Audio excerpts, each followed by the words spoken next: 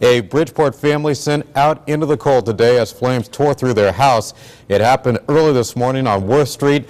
As News 8's Kent Pierce tells us, firefighters had their hands full battling the fire and some bitter cold conditions.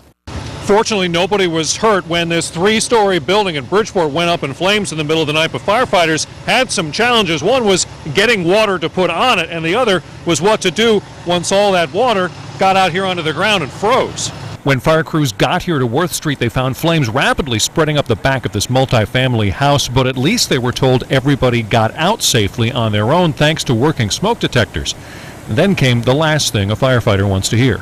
We had a citizen came by and said they thought the woman from the second floor was unaccounted for.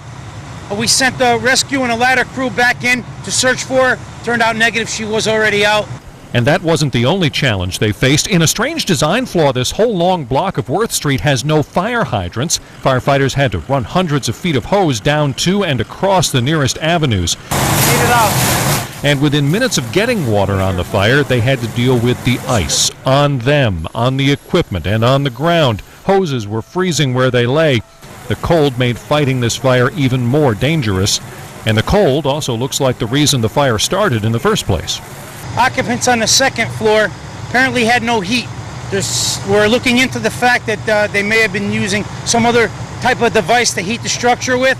And just as fire crews got the last of the flames out, there was one more act to this drama. This happened. A woman in the house next door went into labor. They quickly got her out of the house and into one of the waiting ambulances. The original plan was to drive that woman to the hospital, but her car is just a block of ice. She was the only one who had to leave in an ambulance, fortunately. No lives were lost here this morning, but we did kind of gain one. On the scene in Bridgeport, I'm Kent Pierce, News 8.